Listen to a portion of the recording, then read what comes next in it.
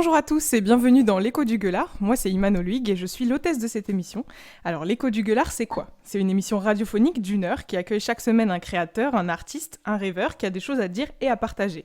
On discutera ensemble de motivation, de processus créatif, d'inspiration et tout ça dans la bonne humeur et avec vous, très chers auditeurs.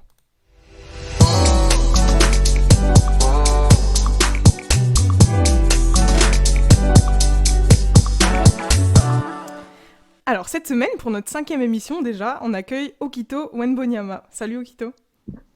Salut.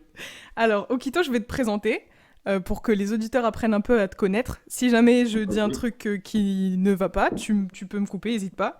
Et sinon, Compte voilà. sur moi. Compte bien sur moi. Ouais, bah je me doute que tu vas pas te gêner pour me couper. Alors Okito, t'as 21 ans. T'es né le 26 mars 1999 et tu es réalisateur, comédien, dessinateur. En fait, Okito, en préparant l'émission, j'ai appris que tu faisais beaucoup de choses. De ouf. Après avoir passé 4 ans aux États-Unis et après un passage en Suisse et en Espagne, tu reviens dans le nord de la France. Ces voyages, et notamment celui aux USA, te permettent d'avoir une bonne maîtrise de l'anglais et de te construire en tant que personne et en tant qu'artiste. Cette année, tu es indépendant, tu as décidé d'en profiter pour lancer tes différents projets, que je vais détailler un peu plus tard. En tant que réalisateur, scénariste et producteur, tu cherches à servir la diversité car tu trouves qu'il n'y a pas assez de diversité dans le cinéma français. Pour toi, le Mhm. cinéma est, je cite, un appel religieux. Tes 2 grands frères sont comédiens et tes 2 petites sœurs veulent devenir comédiennes. Donc pour toi, c'était évident de suivre cette vocation. Tu suis donc des cours de théâtre spécialisés pour le cinéma à la Fabrique de l'acteur, une école d'acteurs créée par Sabrina Nouchi, actrice, réalisatrice et scénariste française. Tu as Ouais, aussi, c'est ça. tu as aussi participé à un programme... Qu'est-ce qui te fait rire? Non, c'est ça. Tu as bien fait tes devoirs, c'est bien. Ah, mais j'ai travaillé, hein. Alors, tu as aussi participé à un programme qui s'appelle Réalistes et Rêves, RTR, pour créer ta boîte de production audiovisuelle dans le domaine du cinéma, donc que tu as appelé Stivo Star Productions, Ouais. et ainsi qu'une marque de luxe dans le domaine du textile, donc Wenbonyama Haute Couture. À côté de ça, Okito, tu dessines. On peut retrouver ton travail sur le Instagram SWNGTDART, sur lequel tu postes des portraits et des illustrations toujours dans ton style bien particulier. Tu prends d'ailleurs les commissions et les commandes, donc n'hésitez pas à aller faire un tour sur son profil si jamais. On peut aussi te retrouver sur ton Instagram perso, OWNGTD, qui veut dire Okito will never going to die. Euh, Et et voilà, donc alors Okito, en plus de tout ce parcours, t'as aussi beaucoup de projets prévus, alors avec entre autres une bande dessinée en préparation, une page YouTube en cours de création sur laquelle tu vas publier tes réalisations. À côté de ça, l'écriture d'un scénario aussi, accompagné sur un suivi de projet avec Pictanovo, qui est une association donc dédiée à épauler et à faire émerger des talents dans le domaine cinématographique et audiovisuel dans les Hauts-de-France. Mhm.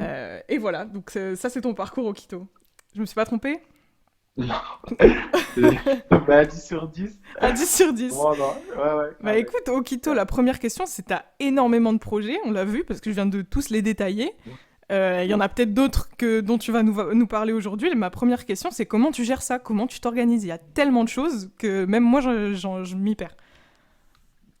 Bah, en fait, le truc, c'est que faut vraiment être organisé. C'est en mode où tu dois faire des plannings. Et Mhm, après, tu peux pas te donner à 100% dans tout, mais ce qu'il faut, c'est par exemple, ce qui est bien avec l'écriture, tu vois, c'est bien de prendre son temps. Quand je fais un dessin, mhm, c'est vraiment, on va dire, c'est la partie que je fais en dernier, mhm. et je donne vraiment priorité à la réalisation, l'écriture, et vraiment quand je suis posé, que j'ai avancé sur tout, là, tu vois, je peux me poser, je peux dessiner. Le truc, c'est en fonction de ta semaine. Mais ce qui est bien, comme je t'ai dit, que maintenant que je suis indépendant, je peux vraiment bosser sur tous ces projets, tu vois. Mhm. Et C'est ça qui est cool. il y a des choses du coup que tu mets en priorité par rapport à d'autres?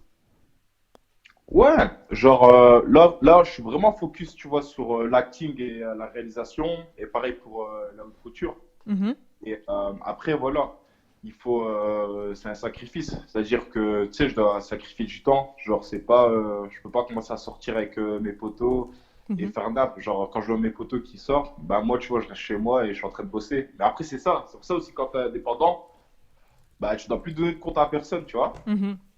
C'est un sacrifice. Et t'es assez jeune, t'as 21 ans, tu trouves... Enfin, parfois c'est pas un poids pour toi de justement devoir sacrifier ta vie perso pour te concentrer sur tes projets ou alors est-ce que tu préfères ça? Comment ça se passe? Euh, le truc, le truc, c'est à un moment donné, tu seras obligé de faire des sacrifices. Et je me Mhm. dis que c'est un mal pour un bien parce que je pense surtout au futur, tu vois. Mhm. En fait, c'est même pas un sacrifice, en fait, c'est un investissement. Je te promets, c'est un investissement. Ouais, Je sais que ce temps passé là, plus tard, bah, ça va m'aider, ne serait-ce que pour moi, que ce soit financièrement ou même pour moi en tant qu'artiste, me dire que voilà, bah, vraiment, je sais que à la fin, quand je vais sortir mes projets, on va revoir vraiment toute l'énergie et le temps que j'ai passé dessus, tu vois. ouais. Donc tu dis de toute façon, ce temps-là, tu le récupéreras à un moment ou à un autre? Bien sûr, bien sûr. Et c'est des projets vraiment, c'est des projets qui me tiennent à cœur et à un moment donné, tu dois laisser ta personne. Et ça va se voir, le résultat va se voir de toute façon. Ouais. J'ai remarqué, enfin en tout cas un truc que j'ai totalement appris de A à Z en préparant cette émission, c'est que tu préparais une marque de textile de luxe. Ouais. Pourquoi? Enfin, c'est assez différent de tes autres projets finalement, même si ça reste, on peut dire que ça reste artistique, le textile et le travail du textile. Mais qu'est-ce qui t'a donné envie de faire ça? Pourquoi une marque de textile? C'est assez loin du dessin, de l'acting. Qu'est-ce qui t'a donné envie de faire ça? Mais en fait, tu sais, genre, j'aime beaucoup faire du shopping. Genre, j'adore les vêtements, tu vois. J'adore Ouais, les vêtements, les baskets et tout. Mais le truc, c'est que je vois jamais des vêtements à ma taille, tu vois. ouais. J'ai jamais vu des vêtements à ma taille et je trouve qu'il y a un vrai problème au niveau de la mode, Mhm, surtout des collections hommes. C'est genre tout est terne. Tu regardes la collection homme, je sais pas, je vais te prendre un exemple d'un magasin simple, genre Zara. mhm. Tu vois la collection âme, la collection femme, il y a des couleurs, vraiment, tu as des robes, tu as plein de tenues et tout, c'est cool. Et tu regardes la collection homme, bah, il n'y a pas de couleurs, tout est terne. Et je trouve qu'il n'y a pas d'imagination, tu vois. C'est à Ouais. partir de là, je me suis dit, bah écoute, utilise ton imagination, ta manière de penser, ta manière de voir les choses et fais des vêtements. Vu que je sais dessiner, du coup, Mhm, les sketchs, tout ça, pour moi, c'est plus facile. J'ai fait directement, tu vois. J'ai pas mhm. besoin de contacter un illustrateur ou je sais pas, tu vois. Je peux le faire Ouais. directement et parti de là. Et après, je pense que j'ai un petit goût pour la mode, tu vois. Du coup, non, non, Oui.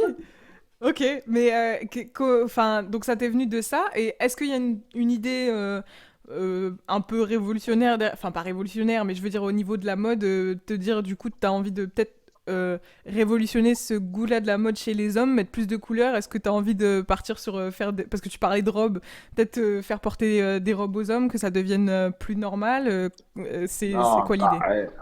À la Jaden Smith, tu vois, pourquoi pas? Eh, abuse pas, non, non, non, non. En fait, genre, le projet, bien Mhm. sûr, Révolution. Déjà, j'aimerais faire une marque qui soit vraiment une marque qui soit éthique, Ouais. vraiment qu'elle soit vraiment écologique, parce Mhm. que le textile, malheureusement, bah, ça pollue énormément. Mhm. Et du coup, si on pourrait faire une marque vraiment qui pense à la planète, ça serait cool. Ouais. Vraiment une marque éco-responsable, ça serait le top. Et en même temps, vraiment une marque qui soit pour, comme je t'ai dit, moi, mon objectif, c'est la diversité. Ouais. Et c'est vraiment une marque, je voudrais en fait que la haute couture, quand tu vois les mannequins défiler, que tu aies Mhm. plus de mannequins issus de l'immigration ou même les tenues, tu vois. Genre, c'est pour ça en fait que j'ai appelé ma marque Wembenyama Haute Couture. Parce que je me Ouais. rappelle, je disais à mes potes, ouais, t'en penses quoi du nom? Et ils disaient, ouais, mais Wembenyama, est-ce que ça va parler aux gens? Mais c'est ça le truc, tu vois. Si Mhm. j'avais été, je sais pas si mon nom ça aurait été j'ai un bête exemple, genre un nom vraiment typiquement européen, Mhm. on m'aurait pas dit ça, tu vois. Et justement, il faut habituer les gens à ce qu'il y ait des grosses marques comme Chanel ou Gucci ou Balenciaga, mais qu'ils ont des noms africains, tu vois. Ouais. D'où c'est pour ça que j'ai appelé Wembonia mode couture. Et c'est ça, c'est vraiment la mentalité, tu vois. Et est-ce que c'est justement pour ça, parce que tu avais envie de mettre un nom africain au centre, que tu as choisi plutôt la haute couture, ou est-ce que c'était parce que c'était une préférence? Parce que du coup, on peut se dire que c'est peut-être plus accessible, imaginons, dans les magasins, même si ça revient à faire de la fast fashion dans un sens. Enfin, pourquoi la haute couture? Pourquoi pas un magasin ou une friperie? Qu'est-ce qui change? Pourquoi ce choix-là? Parce que avec la haute couture, il faut que ça reste, il faut pas que ce soit accessible. Justement, il faut limiter le fast fashion. Genre, Ouais. Sarah, maintenant, hey, t'as 50 t-shirts, tu les portes pas. Il y en a 5 que tu as portés, tu vois. T'en as 5 que tu as emportés. Et le but, c'est vraiment la haute couture, c'est que, avec la haute couture, tu sais, ça reste, c'est grand. Les gens, ils voient ça comme si quelque chose d'inaccessible, alors que, bien sûr, ça a un coût, parce que justement, on fait ça à la main. Et à un Mhm, moment donné, si on veut faire une marque qui soit éco-responsable, mhm. il va falloir utiliser, tu sais, des matières premières et tout ça. Ouais. Et je pense que la couture, par rapport à mes dessins et ma réalisation et mon art, je pense que c'est vraiment la meilleure méthode. Ok. Donc l'objectif, c'est vraiment les défilés, les catwalks. Ouais. Ok. Ça, et après, c'est aussi tout le message que tu peux véhiculer à travers la haute couture. Mhm. Et le but, c'est vraiment que ce soit pas réservé. Il faudrait que vraiment toutes les personnes, surtout les personnes qui sont issues de l'immigration, qui peuvent se dire, bah, en fait, ces grosses maisons, ces gros ateliers, ça appartient pas qu'aux bourgeois, ça appartient pas qu'aux élites, ça appartient pas qu'à des familles européennes. Mhm. Et que tu sois noir, arabe ou je sais pas, tu viens de l'Asie ou quoi, bah, toi aussi, en fait, tu peux faire une marque de qualité, tu vois. Parce qu'en Ouais. fait, en général, si tu es noir, tu fais une marque, ça, on va te dire, ah, c'est une marque streetwear, c'est une marque de rue, Ouais. ça va être, je sais pas, vas-y, une marque de rap, tu vois, genre, je sais pas, un truc genre Foot Corner ou quoi, je sais Mhm. pas, un truc, tu vois, un truc Ouais. bidon. Et le but vraiment, c'était de montrer que, bah écoute, nous aussi, on sait faire on a du savoir-faire, on sait faire des trucs de qualité, quoi. Ouais. Et donc derrière tout ça, il y a eu, j'imagine, un énorme travail de renseignement, de tout ça, de savoir, enfin, connaître un peu les tissus, etc. Ou alors tu es encore dans le processus, je sais pas. Est-ce que tu es entouré dans ce processus ou est-ce que tu fais ça en solo? Est-ce qu'il y a des gens qui t'aident à comprendre les tissus? Parce que, enfin, j'imagine que t'as pas forcément fait d'études dans la haute couture ou dans le luxe, etc. Oula. Est-ce que tu es entouré? Genre, non, honnêtement, je suis sur ça, je suis pas entouré. Mhm. Après, tu sais, moi, j'ai ma vision, genre, j'ai ma vision de l'art, j'ai ma vision de la mode. Et en fait, ce qui est bien avec ce métier, c'est que au fil des années, même dans l'histoire, il y a plein de gens qui n'ont pas fait de grandes écoles de mode et pourtant ils ont réussi à créer leur marque. Mhm. Et tu penses à Philippe Plein, le gars, il n'a pas fait d'école de mode, pourtant, bon, ok, c'est pas du goût de tout le monde, tu vois, mais le Mhm. mec, tu vois, il a créé sa marque et il est dans le game. Il est dans le game.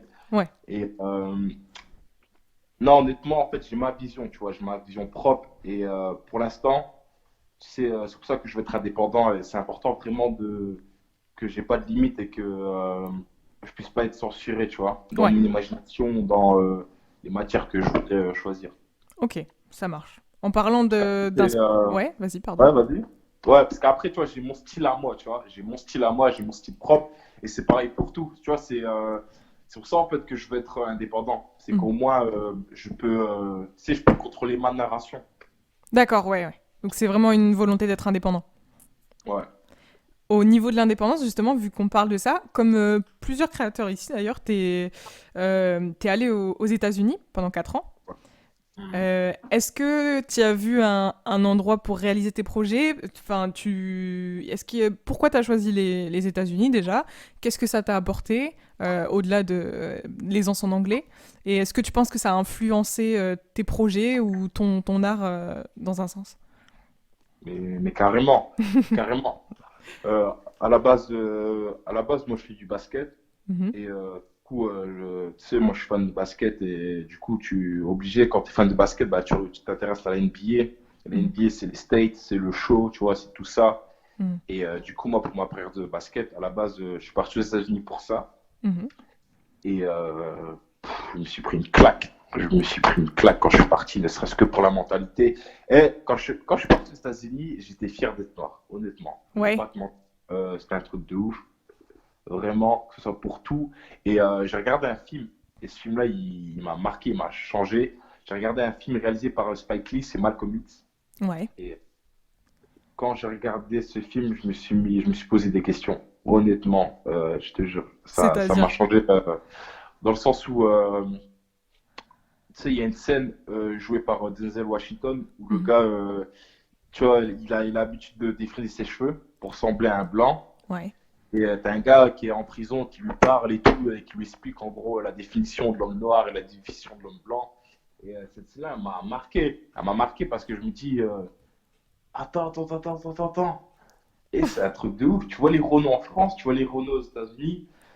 J'ai l'impression que on a un peu oublié notre identité, tu vois. Et que des fois, je vois des Renault qui se prennent pour des personnes, mais c'est pas eux, et ça se voit dans leur façon de marcher. Genre, ils jouent un personnage. Quand ils sont entourés de leurs potes, ils Mhm. sont là, ça porte des survêtements, tu vois, ils défrisent leurs cheveux, et quand ils rentrent chez eux, bah, ils n'ont pas du tout la même personnalité, même comment ils parlent avec leurs parents ou leurs cousins, tu vois. Et Ouais. ça, c'est des trucs que si vraiment tu te concentres, que tu vas observer, c'est des trucs que tu vas voir avec tout le monde. Tout le monde joue un personnage. Et quand je suis arrivé aux États-Unis, ben, déjà, tu avais les coupes afro, tu avais les filles, elles portaient leurs cheveux naturels, tu vois, et ça, c'était cool. Vraiment, ça faisait plaisir. Genre, j'étais entouré de d'autres Renois, Mhm. et genre, je sais pas comment expliquer, genre, tu sais, à Lille, même au collège, au lycée, quand t'es Renoir, t'es t'es pas Renoir, genre, je sais pas comment dire, t'es pas à la mode, tu vois, Ouais. t'es pas à la mode. C'est genre, t'es Renoir, bah ok, t'as un accent africain, ou je sais pas, tes parents, il y a que des clichés sur les Renois. Alors quand j'étais aux États-Unis, bah, t'avais cette force, t'avais une énergie, et t'étais fort. Tu pouvais, genre, une personne te manquer de respect, bah, tu savais que t'avais d'autres noirs autour de toi et qu'ils allaient t'aider. Et tout le monde te respectait, je sais pas comment expliquer, mais c'est ça, t'as une énergie, c'est pas la même. Ouais. Et En tout cas à l'époque. t'avais jamais ressenti cette fierté d'être noir avant de partir aux États-Unis, du coup? Mais pas du tout. Mais pas du tout. Ça, genre, pour t'expliquer, genre aux États-Unis, le N-word, t'as pas le droit de le dire. Ouais. Alors que je me rappelais avant, tous mes potos, mais moi je m'en foutais, tu vois, on m'appelait Carlouche et tout, que tu vois, on m'appelait ouais, négro, tout ça va, quoi, tu vois. Ouais. Et on m'appelait comme ça, tu vois. Et maintenant, ça revient, tu vois. Maintenant, on fait attention, les gens, on dit même plus t'es noir, tu vois, ça fait peur, on dit, ouais, t'es black. Tu connais ce black et tout? Ouais. On dit même plus, ouais, t'es un négro, tout ça. Maintenant, quand t'es petit, on m'appelait négro et moi je savais pas, tu vois. Et Mhm. ça, c'est des trucs que j'ai appris, à quel point, en fait, ce mot, il est dégradant, tu vois. Mhm. Et ça, j'ai appris quand je suis parti aux États-Unis.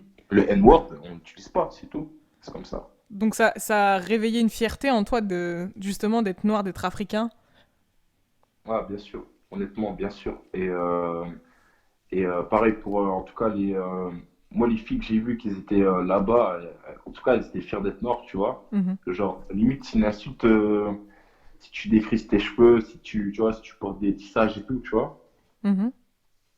Et ça, c'est vraiment genre la mode des cheveux bouclés. Maintenant, ça revient, tu vois. Maintenant, si t'as les cheveux bouclés et tout, tu vois, c'est ça à la mode et tout. Et ça, c'est bien. En T'as France, de ouais. moins en moins de filles qui ont honte de porter leurs cheveux, tu vois, naturels. Ouais. Et ça, c'est cool. Et c'est important. C'est important de les porter. C'est important de montrer que t'es pas soumise et que t'es fier de tes origines, tu vois. Mhm. Ouais, carrément. Au-delà des États-Unis aussi, t'es allé en Suisse et en Espagne. Ouais. T'as fait des petites péripéties là-bas. Pourquoi est-ce que t'es allé là-bas? Enfin, si c'est des raisons euh, pas personnelles ou enfin dont t'as envie de parler, mais pourquoi t'es allé là-bas et qu'est-ce que ça t'a apporté aussi au-delà des États-Unis, les autres voyages? Est-ce qu'il y a eu d'autres expériences qui t'ont marqué autant que les États-Unis? Pas forcément sur les mêmes points, mais en général. Bah, du coup, vu que je suis parti aux États-Unis, j'étais jeune, j'avais genre 14 15 ans. Mhm. Euh, T'as eu des côtés difficiles et t'as eu des très bons côtés Mhm. de cette expérience. Bah, ça m'a donné une ouverture sur le monde Mhm. et j'étais pas genre bloqué dans le quartier ou tu sais à la tête en mode vas-y, moi je connais que la rue et tout. Et Mhm. ça, c'était hyper cool. Ça m'a donné un goût vraiment pour les voyages et vu que j'avais la possibilité d'aller en Espagne, toujours pour le basket, je me suis dit pourquoi pas. Et Mhm. ça, c'était cool vraiment de découvrir d'autres cultures. Et ça qui est bien. C'est ça qui est bien. Si tu veux, pour moi, si tu veux vraiment développer ta créativité, il faut savoir voyager. Il ne faut pas être enfermé dans une case ou quoi, tu vois. Ouais. Pareil, je parle souvent de l'Afrique et tout, mais c'est bien d'aller voir d'autres cultures. C'est bien d'aller voir d'autres cultures et de ne pas être fermé, tu vois. Faut pas être Mhm. bloqué. Et ça, c'est important en tant qu'artiste. Si tu veux t'ouvrir, si tu veux évoluer, si tu veux améliorer ton art, c'est bien de voyager. C'est bien de voyager, honnêtement. Et Ouais. pareil, l'Espagne, c'était cool. C'est une nouvelle langue. Euh, Mi habla espagnol, un poquito, tu vois. Non, là. C'est ça. Et après, pour la Suisse, je ne vais pas te mentir, il me fallait de l'oseille. Je suis parti. Ouais. Je suis parti vivre chez mon grand frère, tu vois. Il habitait en Suisse. Enfin, il Mhm. habite en Suisse, tu vois. Mhm. D'ailleurs, shout out to mon grand frère Kevin et Cecilia. Et leur petite fille, non, il habite en Suisse et du coup, ça c'était sympa pour mettre de l'argent de côté, vraiment, Ok. honnêtement. Donc ça t'a apporté quelque chose quand même. Ouais. Pour revenir sur la diversité, tu vois, on parlait de ça tout à l'heure. Tu dis aussi que tu considères qu'il n'y a pas assez de diversité dans le cinéma français. Et que du coup, c'est l'une des raisons pour lesquelles enfin, tu es devenu réalisateur et que tu écris, etc. J'imagine. Est-ce que tu veux nous parler de ça? Qu'est-ce qui t'a vraiment poussé? Est-ce qu'il y a un film où tu t'es dit ah, punaise, il n'y a vraiment pas de diversité et c'est là que tu t'es lancé? Qu'est-ce qui t'a donné cette opinion? Qu'est-ce qui t'a poussé à faire ça? Etc. Ben, en fait, c'est un mélange de. Il y a tellement de choses à dire et ça. J'ai envie de te dire, c'est pareil. Quand je suis parti aux États-Unis, tu vois Mhm. les acteurs américains qui y a au State et maintenant, on regarde les acteurs noirs français. Mhm. Euh, Tu peux les compter sur les doigts de la main seulement, alors qu'aux États-Unis, tu as tellement d'acteurs et qui ont gagné des prix, tu vois. Je Mhm. dis pas qu'en France, il n'y en a pas, mais comparé aux États-Unis, bah, excuse-moi, le résultat, il est affreux. Et non, mais honnêtement, c'est affreux. Quand tu vois les films, surtout les sujets qu'on parle, genre, honnêtement, il n'y a qu'Omar Sy. Il y a qu'Omar Sy, tu sais, là, il a la classe, il tourne et tout, Mhm. il fait beaucoup de films. Et il n'y a que lui. Il y a que lui vraiment qui, être noir, c'est cool, tu vois. Mais Mhm. sinon, tu regardes les rôles qu'on nous donne.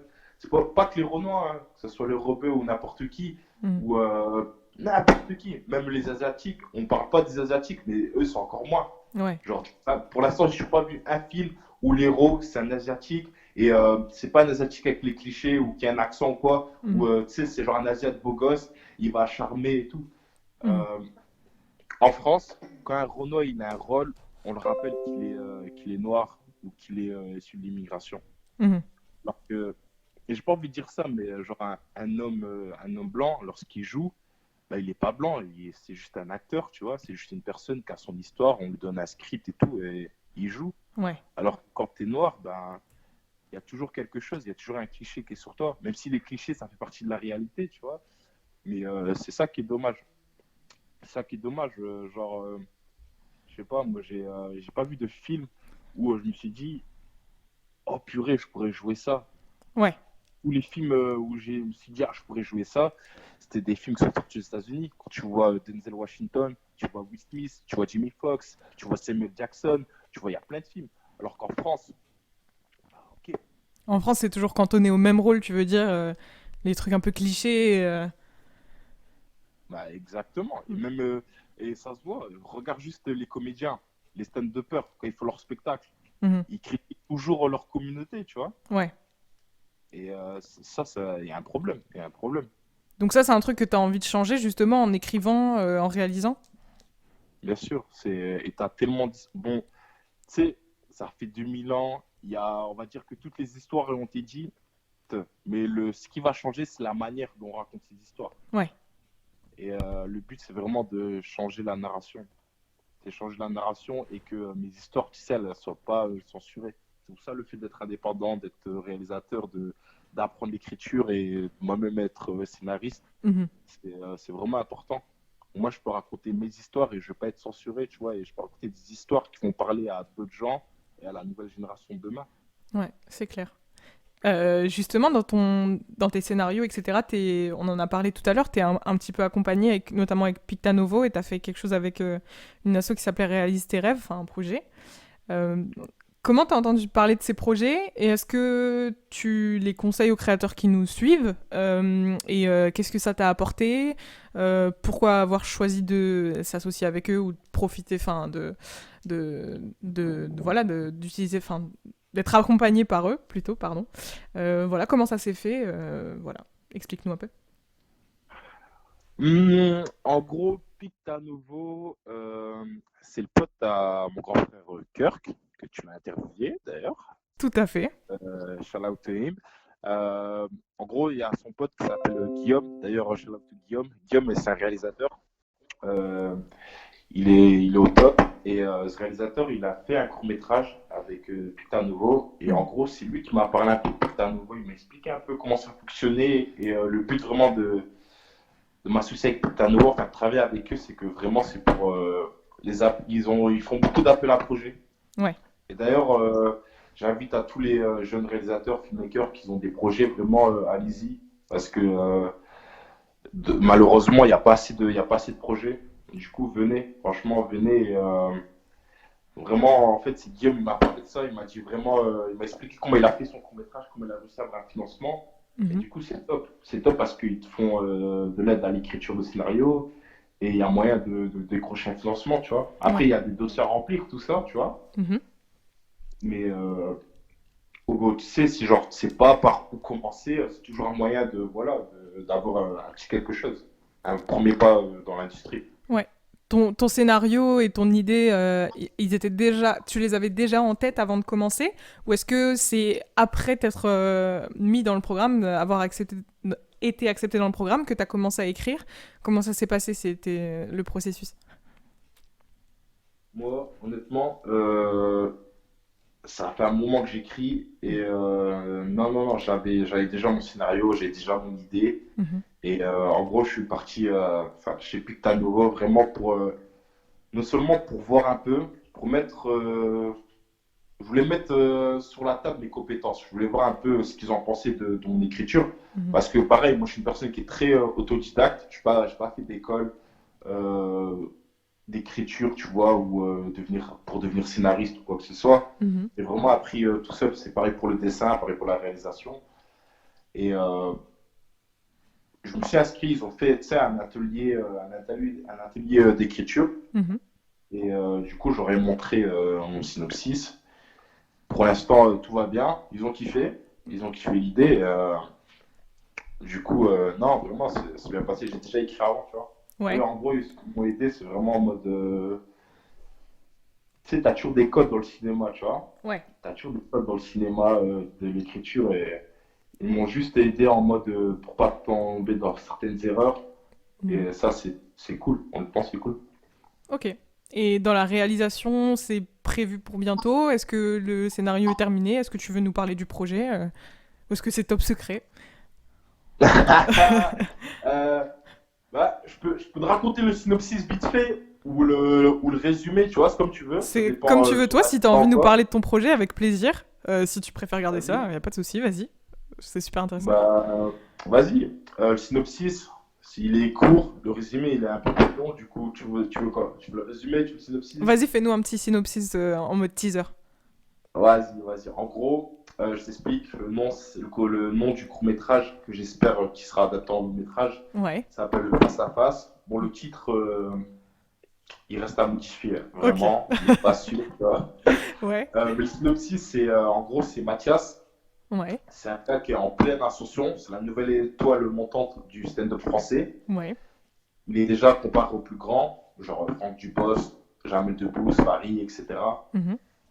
Ce soir, en gros, ça se passe, tu vois, ça se passe le soir. C'est un jeu de Martiniquais. Mhm. Il va fouler pour la première fois la mythique scène du Zénith Mhm. parisien. Et dans le public, il aperçoit le visage de Marie-Joëlle, c'est son amour de jeunesse. Et en gros, cette rencontre va le replonger 5 ans en arrière Mhm. dans les abîmes de sa vie qu'il avait jusqu'ici préféré oublier. D'accord. En gros, ce qu'on essaie de savoir, c'est est-ce qu'il va pouvoir sortir indemne de ce face-à-face avec son passé. D'où le titre Face à face. Ok. Et donc c'est en production en ce moment, en réalisation. Enfin, j'imagine qu'avec le Covid, il y a des trucs qui sont compliqués. Mais Bah là, je suis encore en pleine écriture du script, d'accord. honnêtement. Parce qu'en fait, à la base, c'était un long métrage. Mhm. Mais si je suis parti voir Picta à nouveau, c'est parce que justement, je voudrais l'adapter en un court métrage Mhm. pour voir un peu le tester au public, juste pour avoir une première impression, tu vois. Mhm. Et en fonction des retours, des résultats, on l'adaptera en un long métrage. Et pourquoi pas, si on peut le faire sortir, si on peut le distribuer dans des salles de ciné, tu vois. Ok. Ah, bah, on espère pour toi. Du coup, le script avait été écrit en long métrage, tu l'adaptes en court métrage et t'espères que sur le long terme, il sera réadapté en long métrage, c'est ça? Ouais, c'est ça, c'est Ok. ça. Ok. Tiens, bah justement, tu parlais enfin, d'avoir un avis par rapport à Pictanovo et tout. Est-ce que tu reçois beaucoup d'avis sur ce que tu fais? Est-ce que tu reçois des commentaires négatifs parfois? Si oui, comment tu les gères? Voilà. Bah, en fait, je garde mes projets vraiment en secret. Mhm. Du coup, j'ai pas eu le temps d'avoir beaucoup de retours. Mhm. Mais le seul retour pour l'instant que j'ai eu, c'est tu sais, les classiques en mode ouais, c'est bien ce que tu fais, continue, continue. Mais Mhm. vu que mes projets, je les garde secrets et que vu qu'ils sont pas encore terminés, j'ai pas encore eu beaucoup de retours. Ouais. Du coup, je te dirai vraiment quand les projets seront sortis, tu vois. Mais même surtout, tu vois, par exemple, tu fais du dessin, t'as une page Insta. Ouais. Euh, sur ces dessins-là, est-ce que t'as déjà eu, pas forcément, tu vois, pas forcément au niveau de tes courts-métrages ou longs-métrages, mais des trucs que t'as déjà fait au niveau du dessin, est-ce que t'as déjà reçu des commentaires là-dessus Pour l'instant, ça va. Pour Ça l'instant, va? ça va. Franchement, les gars, ils kiffent, ils kiffent bien mon univers, tu vois. Ouais. C'est un univers un peu décalé, mélangé d'humour. Et Mhm. pour l'instant, ça va, honnêtement. J'ai eu des très bons retours. Mais vraiment, là, j'essaie vraiment de sortir mes gros projets, tu vois, pour Ouais. vraiment juste pas avoir oh, c'est bien, continue comme ça. Là, c'est vraiment en mode oh, c'est bien, continue comme ça, tu vois. Ouais. C'est vraiment des messages d'encouragement. C'est pas encore en mode bon, lui, on va. Viens avec nous, on va parler sérieusement. C'est pas grave, c'est pas grave. Ouais, je vois. Enfin, tout à l'heure, tu as parlé de Kirk, qui est ton grand frère, pardon, qu'on a, Euh, que c'est comment, géré. comment les mots en R là faut- C'est difficile avec le confinement, je parle pas beaucoup. Que des Euh, roulements de. non, bah du coup, il est venu au premier épisode de l'émission. Vous faites Ah, beau. tu l'as bien reçu, hein, lui au studio et tout, Ah tu bah oui, mais vois. c'est hors de, Bien. c'est malheureusement c'est hors de mon pouvoir quoi. Sinon tu serais en studio aussi. Mais non, du coup, vous travaillez aussi beaucoup ensemble, enfin, notamment dans ses courts-métrages à lui aussi, on te voit souvent. Ouais. Euh, Comment ça se passe de travailler avec ton frère? Est-ce que c'est motivant? Est-ce que tu le vois comme une inspiration? Est-ce que vous avez des projets ensemble? Comment ça se passe? Ah, il est chiant, il est chiant. Il est chiant. Non, je rigole, je rigole. Ah, en vrai, non, de ouf, de ouf. Il est grave motivant, hein. Mhm. Franchement, dans tout ce que je fais, pour moi, mon grand frère Kurt, c'est vraiment. Ah, gars, pour moi, c'est mon icône. Non, honnêtement, il m'inspire de ouf. Franchement, Ouais, c'est une des personnes qui m'inspire le plus. ouais. C'est mon pilier, vraiment, dans plein de choses, tu vois. Même son mentalité, même le fait qu'il est parti au state. En fait, je suis entre guillemets, c'est pas, tu vois, même si j'essaie de m'écarter de lui un maximum parce que les gens, souvent, ils me comparent à lui, tu vois, et c'est pas du tout le but parce que je Ouais. ma propre personnalité, ma propre personne. Mhm. Mais de ouf, il m'inspire de ouf dans tout ce qu'il fait. Et après, travailler avec lui, bah. Ah, non, en fait, si, il est chiant. Il est chiant parce il va te faire rire à chaque fois. Et des fois, des fois, t'es triste, t'as envie d'être triste, tu vois. Ouais. Tu peux pleurer, tu restes dans ton coin, mais il va te faire rire. Il est chiant parce que tu essaies de te dire de rire, mais il arrive quand même à te faire rire. C'est pour ça qu'il est chiant. Mais non, non, franchement, travailler avec lui, c'est cool parce qu'il a une inspiration de ouf, une imagination de ouf. Et t'es là, moi, tu sais, moi, je suis un gars compétiteur. Du coup, en mode Asie, ah, c'est bien ce qu'il fait, Asie, au calme, au calme. Moi aussi, je vais genre, travailler, je vais lancer mes projets. Et ce qui est bien, c'est qu'on est un peu dans le même délire. Et Mhm. franchement, c'est excitant. J'ai hâte que vraiment on soit vraiment dans notre truc. Et que j'aimerais trop genre qu'il sorte son film et que je sors mon film aussi et qu'on soit en compétition, tu vois, vraiment. Et- Ok. non, mais de ouf, hein, franchement, de ouf. Mais non, il est inspirant. Il est Ouais. inspirant. Est-ce que tu dirais que c'est en voyant ce qu'il fait lui que tu as eu envie de faire pas la même chose, mais en tout cas enfin d'être dans les mêmes domaines, on va dire? Ou est-ce que c'est vraiment vous deux, vous avez développé cette passion? Est-ce que quand vous étiez petit, vous aviez l'habitude de faire ce genre de trucs créatifs ensemble et qu'ensuite ça s'est développé chacun de votre côté? Comment ça s'est passé votre processus créatif, on Bon, va en dire? gros, moi, quand j'étais petit, moi, tu sais, moi, je sais pas si tu te rappelles, est-ce que toi, quand tu étais genre en primaire ou au collège, Ah ah. t'es des gars qui jouent à Dragon Ball Z ou qui jouent au catch? Ah oui, Ouais. on a le même âge, hein. On Ben, est... moi, j'étais le genre de garçon qui s'est inventé une vie, tu vois. Genre, dans ma tête, je jouais, j'étais Sangoku, je faisais des Kamehameha dans le vent. Et tu sais, au même moment, t'avais une feuille qui tombait, et j'étais là comme un ouf et tout. J'étais là, ah, je veux pouvoir et tout. Et vrai, cette aptitude à vraiment à me créer des personnages, ça m'a aidé vraiment à. Bah, en fait, ça m'aide vraiment là maintenant à incarner des personnages et à jouer la comédie, tu vois. Ouais, Et depuis tout petit, c'est le genre de trucs ça, qui m'ont aidé. Et pareil, j'ai envie de t'expliquer, je vais te dire une anecdote, comment j'ai appris à dessiner. avec plaisir. Euh, Quand j'étais petit, je demandais à chaque fois à Kirk de faire des dessins. À chaque fois. Mhm. Et un jour, il m'a dit non. Je lui ai dit, comment ça, non? Tu me dis pas non, toi, t'es un ouf, tu me dis pas non. Et il voulait pas me faire des dessins. Il m'a dit non, et à chaque fois que je lui demandais, il me disait non. Du coup, j'ai appris à faire mes propres dessins. Et pareil, ça a commencé avec Dragon Ball Z. Genre, tu sais, leurs cheveux pointus et tout. Mhm. J'arrivais pas à les faire. Moi, je faisais des ronds. Mhm. C'était moche. Mais c'est comme ça, à partir de là, que j'ai commencé à appris à faire mes propres sketchs et de plus attendre Kurt, tu vois. Et c'est pareil pour mes vidéos. C'est lui, il fait ses vidéos. Il y a des fois où on n'est pas trop dans le même délire parce que j'ai ma vision en moi, ma vision propre. Mhm. Et je me suis dit, ok, moi, il faut aussi que je me lance dans mes histoires et dans mon univers. C'est ça qui est cool. C'est Ouais. qu'on a quelques similarités, mais au fond, on est différents. C'est ça qui est super. Ok. Donc vous travaillez ensemble parfois, mais t'aimes bien quand même te différencier aussi dans tes propres projets, quoi. Bien sûr, bien sûr. Euh, D'abord. Oui. Non mais oui, non mais oui, tout à fait. Euh, En ce moment, donc changement de sujet, mais en ce moment on est en reconfiné. Ouais. Reconfiné. Comment tu vis ça? Souvent, enfin, il y a beaucoup de gens enfin, beaucoup d'artistes et de créateurs qui voient le confinement comme un moment pour se concentrer sur leurs projets. Toi, Carrément. j'imagine qu'il y a des projets qui sont un peu mis de côté aussi parce que le Covid, bah, ça permet pas forcément de faire des vidéos, de sortir, etc. Comment, comment t'as, comment t'as vécu le premier confinement déjà? Et comment tu appréhendes celui-ci? Euh, vas-y, on va faire dans l'ordre. Premier confinement. Non mais t'es organisé, Premier j'aime bien. confinement, il était. Non, mais premier confinement, c'était un mal pour un bien, pareil. Mm. Genre, il était chiant parce que j'ai vécu une séparation. Mhm. Ça, c'est du point de vue personnel. Du coup, c'était vraiment, c'était galère. Mhm. Mais ce qui est bien, c'est que tu as tout le temps pour écrire. Ouais.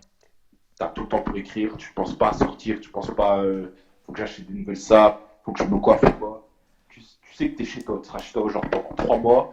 Et tu as tout le temps pour écrire, dessiner et te reconcentrer sur toi-même, sur ta vie personnelle.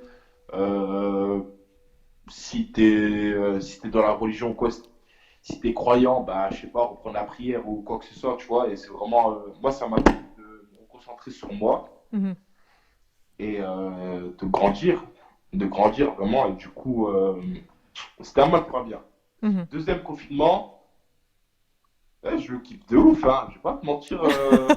Ah ouais, je le kiffe de ouf. C'est juste chiant parce que je peux plus aller à la salle et pareil pour les entraînements de basket. Ouais. Mais là, j'ai du temps pour écrire. Alors que là, j'ai des rendez-vous. On me propose des trucs parce que là, ça commence à. Bon, je commence à me faire connaître, tu vois. Et on me Mhm. propose des trucs de réaliser des émissions par-ci par-là. Et je dois écrire des speeches et tout, etc. Mhm. Et franchement, là, c'est cool. C'est cool parce que j'ai le temps d'écrire.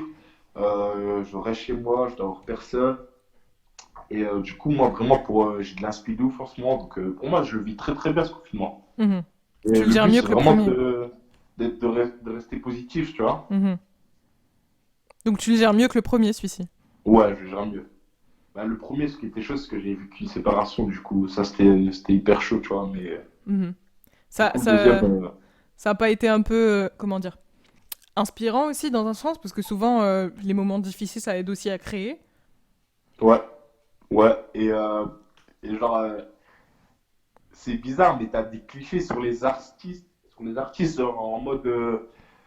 Pour crier, il faut que tu sois triste, il faut que tu sois mal. Et ce cliché, il est gros chez les acteurs, tu vois, souvent, genre en mode, ouais, pour jouer, j'ai besoin de repenser à un passé tragique. Et, en vrai, ça sert à rien. Ça sert à rien, honnêtement. Si, moi, ça m'a aidé parce que, justement, t'écris des histoires sur l'amour, sur la séparation et tout. Donc, ouais, c'est bien, mais je pense pas qu'il y ait un artiste doit forcément être triste pour pouvoir écrire, dessiner ou peindre, tu vois. Ouais, Ouais. Mais ouais, ça m'a inspiré pour de nouvelles histoires. ouais, c'est inspirant quand même. Bah ok, merci Okito pour tes réponses. Là, on va passer du coup aux questions courtes. C'est des questions courtes, mais les réponses, tu peux quand même les étayer un petit peu. Euh, et donc voilà.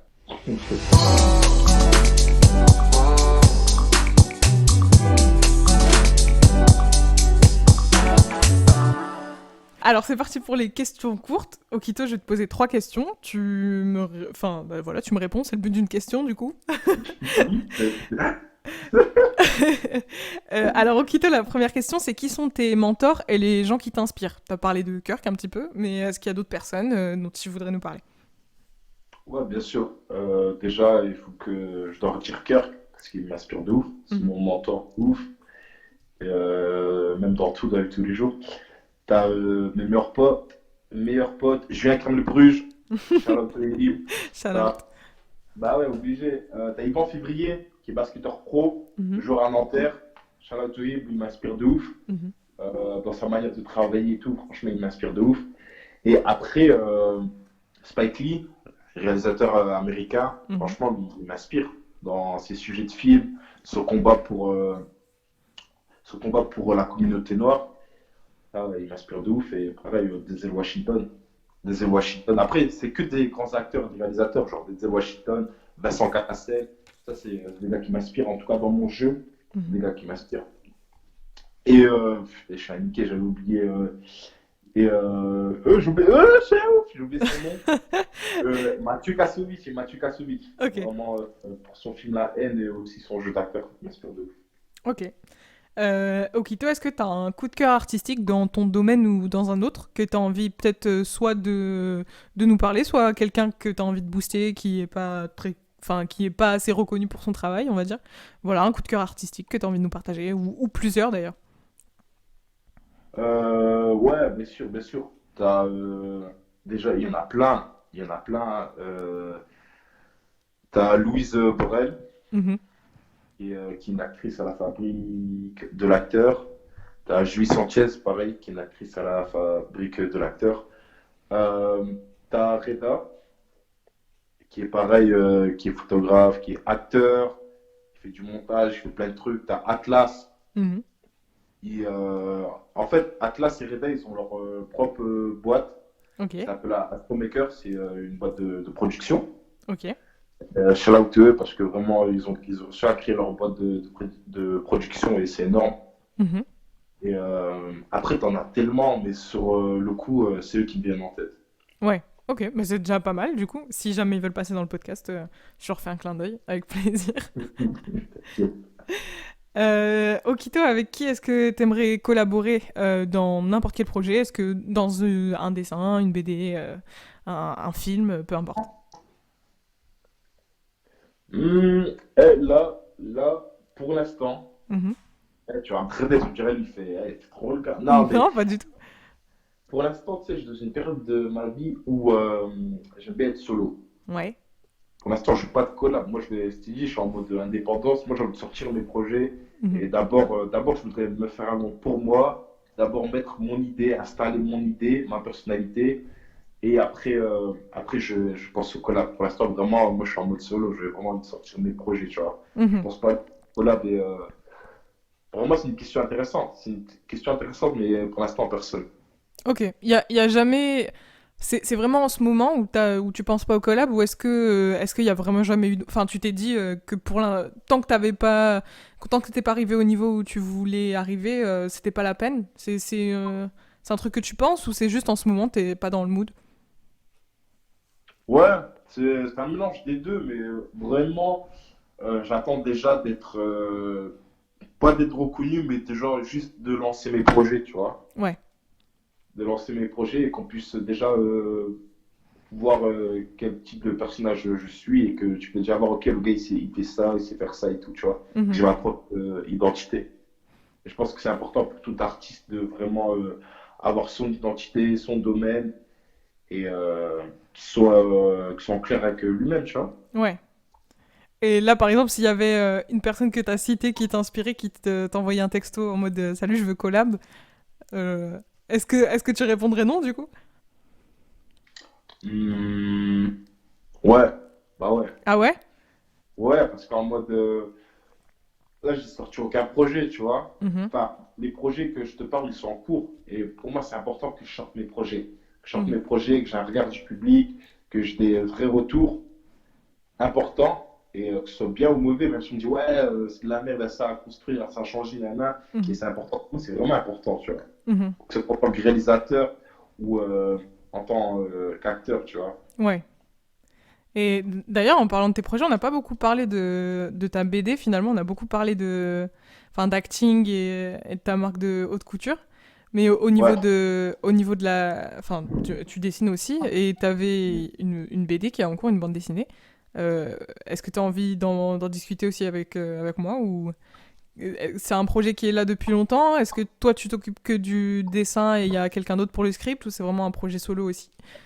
Eh, tu vas me connaître, hein. Ah, Moi, je on commence à m'appelle te connaître Monsieur là. Là, c'est Solo, hein. niveau Eh, solo. un solo, frère. Un solo. Ouais. Un solo. Non, ouais, je fais tout. Je fais tout, je fais tout seul. Que ce soit l'écriture, que ce soit les couleurs. Mais c'est bien. Attention, quand tu es indépendant, tu es obligé. Quand tu te lances, Mhm. il y a plein de trucs. De toute façon, quand tu es indépendant, souvent tes premiers mois, tu manges que des pâtes. Tu vois? Ouais, ça, c'est connu. Bah là, avec Le le premier mois, confinement, ça va être compliqué de manger des pâtes. Je Ouais, pense que bah ça ouais. part à la vitesse de la Ouais, lumière. tu vas boire que de l'eau, là, l'eau du robinet. Et- Mais ouais, moi, là, pour l'instant, je fais tout. Après, plus tard, pareil pour mes réalisations, plus tard, après, le but, ça sera de monter une équipe. Mhm. Mais ça fait partie de la journée. Ouais. Tu es obligé de c'est comme ça. Et c'est important, même pour toi, genre, d'apprendre tout. Parce que quand tu es indépendant, quand tu es un entrepreneur, ben, malheureusement, tu dois être le comptable, Mhm. tu dois être ton propre avocat, tu dois faire plein de trucs. Et pour la BD, ouais, je fais tout seul. Que Mhm. ce soit le dessin, et vu que je suis scénariste, ben, c'est facile pour moi d'écrire l'histoire Mhm. et après de dessiner, tu vois. Et en fait, ça se combine dans mes différents projets. Le dessin, ça m'aide pour mes sketchs de haute couture, ça m'aide à dessiner ma collection, Mhm. ça m'aide à faire les storyboards pour mes films, pour mes courts-métrages. Et Mhm. là, je suis en train de devenir scénariste. Enfin, j'apprends l'écriture et tout. Ça m'aide pour écrire les Mhm. scénarios pour mes films, mes scénarios pour ma BD, tu vois. Mhm. Et ça, c'est cool.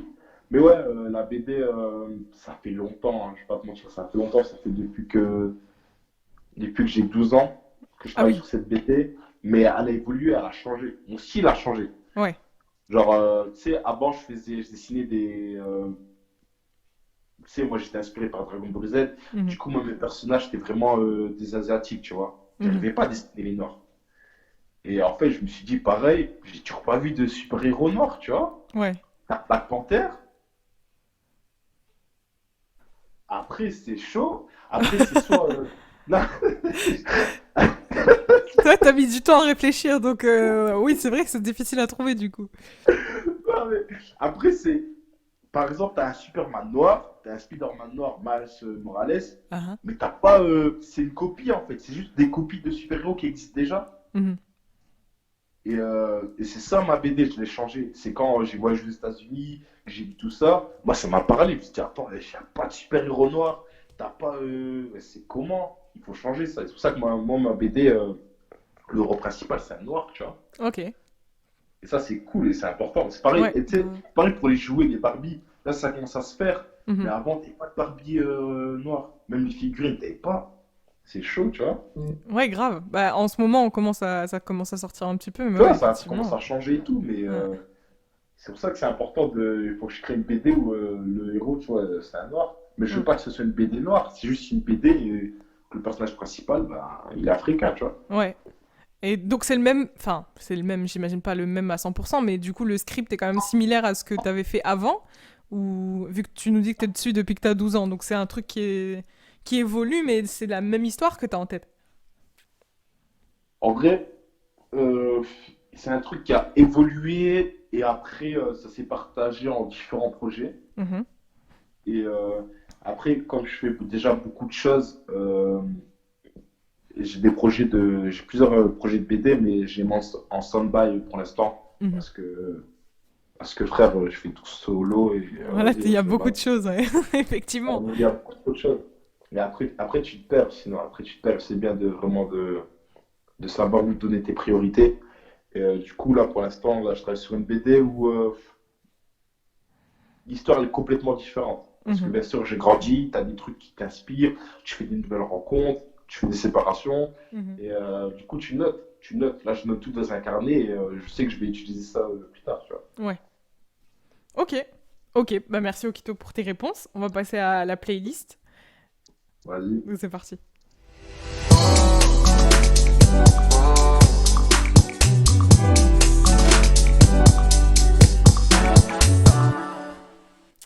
Donc, Okito, comme je le demande à tous mes invités, je t'ai demandé de composer une petite playlist inspirante qui pourra plaire à nos auditeurs, j'espère. Il Euh, faut que tu me rappelles les titres parce que je sais plus j'ai mis quoi. T'inquiète, je vais les rappeler, puis après tu peux faire des commentaires, pourquoi t'as choisi la chanson, etc. Vas-y, vas-y. Alors, la chanson qui t'inspire, tu m'as dit Stolen Dance de Milky Chance. Ouais. Ça fait Euh, longtemps que j'avais pas entendu ce titre. Je pense que c'était. Il était à la mode quand on était genre collège-lycée. Et là, j'ai revu le titre, je me suis dit, ah ouais, elle T'es existe cette choqué, hein, chanson. t'es choqué de mes réponses J'ai avec. été Tu choquée t'attendais un à petit peu. Booba, du rap. Non, pas du tout, c'est juste que le son était tellement vieux que je me suis dit, ah ouais, c'est vrai, il existe. Ben, et en fait, non, il m'inspire parce que ça me met dans un mood, je sais pas. Mhm. Ça me met dans un mood mystérieux, genre, ça me transporte. Moi, la musique, ça m'aide de ouf hein, pour écrire. Ouais.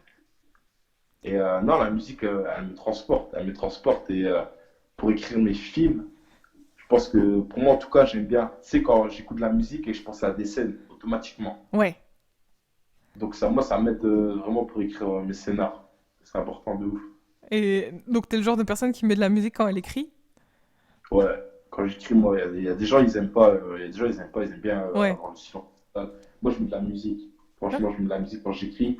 Et ce qui est bien, c'est qu'à force de regarder des films, bah, tu dois t'intéresser à d'autres musiques. mhm, Tu peux pas écouter que du hip-hop ou quoi. Tu dois commencer à écouter de la musique classique, tu dois commencer à écouter des instrus. mhm, Et surtout quand tu débutes, tu dois être compositeur, tu dois tout faire. Vraiment, mhm. quand tu es entrepreneur, quand tu es indépendant, tu dois savoir tout faire. Et ça, c'est cool parce que ça m'a aidé à m'intéresser à d'autres cultures. C'est pour ça, à un moment donné, j'ai une musique espagnole, tu vois, et Mhm. elle claque, tu vois, elle claque. Ouais. Euh, donc, tu m'as dit ensuite la chanson qui te motive le matin. Tu m'as dit The Storm de Kanye West avec Kid Cudi et XXXTentacion. Euh, pour les ricains, on dit Kanye, hein. C'est la dernière fois que tu dis Kanye West. Excuse-moi. Non, mais c'est une émission française, c'est un podcast français, Donc, donc moi je le propose, je le dis à la française. Kanye et, West. Kanye Kanye West.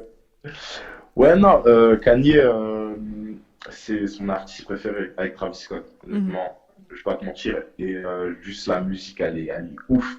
mhm. Juste, moi, ça me réveille. Le matin, j'écoute ça. Ouais. Et je te fais pas un salto parce que je sais pas en faire, mais j'imagine dans ma tête, tu vois. Ok, ça marche. Euh, Non, mais je t'imagine en faire un aussi, c'est pour ça que j'ai ri du coup. Donc, Okito, des paroles de chansons qui résonnent en toi, tu m'as donné donc le rap catéchisme de Freeze Corleone avec Alpha One. Ouais. Ah, le gars, il est bon, hein. Il est bon. Ah, t'as plein de gens qui n'aiment pas le Freeze Corleone, je comprends, hein, je comprends. Mais pareil, Alpha One, pour moi, Alpha One, c'est un lyriciste. Et Mhm, malheureusement, il n'y a pas beaucoup de sessions qui passent sur Skyrock, mais le gars, il est bon. mhm, Franchement, il est bon. Les textes qu'il écrit. Pareil pour Freeze. En fait, il dit des trucs intéressants. Moi, je crois pas à tout ce qu'il dit, mais il y a des trucs, tu dis, moi, j'ai pas vu ça de ce point de vue-là. ouais. Et franchement, c'est intéressant. C'est intéressant.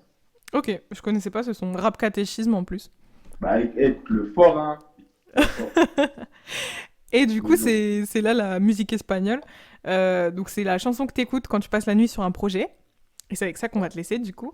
Tu m'as dit, je sais pas si je vais bien prononcer, parce que moi j'ai fait allemand LV1, donc l'espagnol, Ah ouais. voilà. Ouais. Donc, Dice Alguem, donc qui veut dire All of Me, enfin voilà, tout de moi, de Joao Gilberto. Ouais, c'est correct. C'est C'est correct, correct, hein. ok. C'est déjà pas mal. Ouais, c'est très bien, même. C'est Pour très bien. une allemand LV1, c'est bien. Donc alors, ce son. Donc tu l'écoutes quand Hum, tu passes la nuit sur des projets. ouais, ouais. En vrai, j'ai plein de sons. J'ai une playlist nuit. Mais ce son, je le trouve ouf parce que déjà, c'est une autre culture. Mhm, Et d'habitude, on écoute soit des sons US ou soit du rap français. Enfin, moi, j'écoute soit des sons US ou du rap français. mhm, Et là, c'était cool vraiment de me dire, ah ouais, en fait, je suis capable. Je suis capable d'écouter de la musique espagnole, je suis capable d'écouter de la musique classique, je suis capable d'écouter du piano, du violon, tu vois. Et ça, c'est intéressant. J'en ai appris plus sur ma personne. mhm. Et c'est ça, en fait, en tant qu'artiste. C'est le fait d'évoluer, de se tromper, de changer. Pour moi, l'art, je veux dire, pour moi, l'art, dès lors que tu maîtrises quelque chose à 100% et que tu n'as plus besoin de t'entraîner, c'est plus de l'art. Ok, c'est un point de vue intéressant. Pour moi, c'est ça. Pourquoi c'est plus de l'art, selon toi? Parce que t'as plus rien à apprendre, t'as plus rien à apporter, vu que tu connais déjà tout et tu maîtrises ce que tu fais à 100%. Mhm, Et pour moi, un artiste, il a besoin de se tromper, il a besoin de se connaître, il a besoin d'évoluer. Pour moi, l'art, c'est la vie. Tu vois, la vie, tu es obligé d'évoluer. On évolue constamment. Même demain, je vais évoluer. Là, la minute qui va passer, je vais encore évoluer parce que tu apprends des nouvelles mhm, choses et tu évolues, tu vieillis, tu vois. mhm, Et l'art, c'est pareil. C'est si tu n'as plus rien à apprendre, si tu n'as plus rien à partager, mhm. comment tu veux faire de l'art? C'est Non, mais mort. ça fait réfléchir, ouais. C'est vrai que j'avais jamais vu les choses de cette façon. Super intéressant. Ouais, cousine, bah ouais.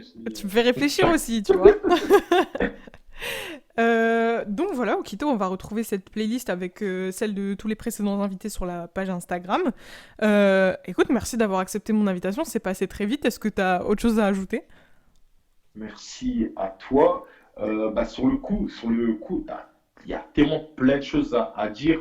Mais c'est vrai que sur le moment, bah, tu oublies forcément, tu vois. Mais Carrément. non, moi, hyper intéressant et j'espère que tu m'inviteras en studio, Ah, hein, bien pas sûr, mais bien dans sûr. Je, me- nouvelles conditions quand je même. me Je respecte toi. rattraperai, je me rattraperai de ces conditions-là en t'invitant Et dans oublie mon pas, studio. je t'habite, reste tranquille parce que. Non, c'est sûr, bah oui, le confinement me prive aussi de mon studio à Radio Boomerang, malheureusement. Mais oui, je t'inviterai avec plaisir. Merci beaucoup, Kito. Bah, merci aussi à toutes les personnes qui ont participé à l'émission. Donc, merci à Victor pour les jingles. Je sais qu'il dit que je le cite trop, mais maintenant c'est presque devenu une tradition. Donc, merci, Victor. Merci surtout à Okito d'avoir accepté mon invitation. Euh, Comme la semaine dernière, l'épisode de cette semaine est enregistré bien au chaud, en confinement. On espère continuer à vous divertir et à vous inspirer pendant cette période difficile. Depuis la semaine dernière, vous pouvez nous écouter sur Spotify et sur les autres plateformes en ligne, dont vous pouvez retrouver la liste sur notre page Instagram. Donc, n'hésitez pas à écouter ou à réécouter les autres épisodes sans modération et en attendant le prochain. Quant à nous, donc, on se retrouve la semaine prochaine. En attendant, vous pouvez retrouver l'écho du gueulard sur Instagram, @edgpodcast, et surtout donner de la force à Okito sur tous les réseaux qu'on a cités, que je rappelle, WNGTD sur Instagram et sur Twitter, et sur Instagram aussi, SWNGTDART pour ses illustrations, et @SteveOstar Productions pour ses courts-métrages. Là, il me rend pas la vie facile avec ses pseudos. Mais voilà, si vous êtes aussi vous-même artiste ou créateur et que vous avez envie de venir discuter avec moi de votre travail ou de le faire connaître un peu, n'hésitez pas à m'envoyer un message sur Instagram, sur EDG Podcast, et je me ferai une joie de vous inviter dans mon émission.